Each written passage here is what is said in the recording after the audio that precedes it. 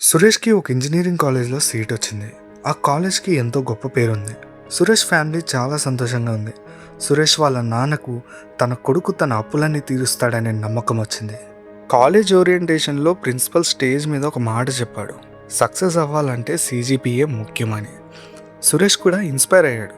2 years తన journey CGPA score చేయడంలోనే దృష్టి పెట్టాడు. సురేష్ తన సెకండ్ ఇయర్ని కంప్లీట్ చేసేసాడు. సురేష్ ఫైనాన్షియల్ కండిషన్ అనేది అస్సలు బాలేదు. కాలేజ్ ఫీజు కట్టడం కోసం సురేష్ పేరెంట్స్ పెద్ద యుద్ధమే చేస్తున్నారు.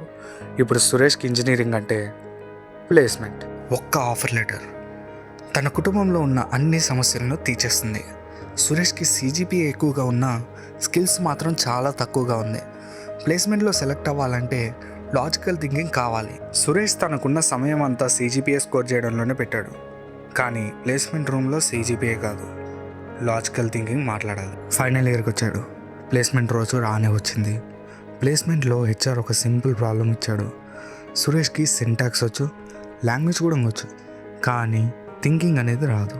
ఆ మూమెంట్లో తనకు అర్థమైంది ఏంటంటే 4 yearsగా తను కోడింగ్ నేర్చుకోలేదు, కేవలం పాస్ అయ్యాడంతే.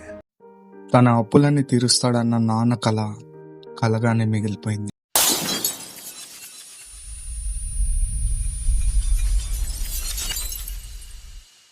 ఈ స్టోరీలో ఉన్న సురేష్ ఒక్కడే కాదు, థౌజండ్స్ ఆఫ్ స్టూడెంట్స్ ఎగ్జాక్ట్లీ ఇదే ఫేజ్లో ఉన్నారు. ప్లేస్మెంట్ అంటేనే ఎక్కడ లేని టెన్షన్. అందుకే నేను ఒక ఛాలెంజ్ స్టార్ట్ చేస్తున్నా, 100 lead code problems in 100 days.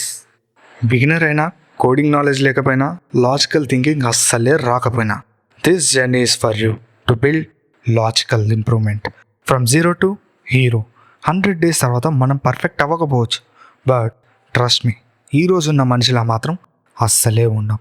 100 days comeback సిరీస్లో దిస్ ఇస్ డే 0. సబ్స్క్రైబ్ చేసుకోమా, Day 1లో కలుద్దాం.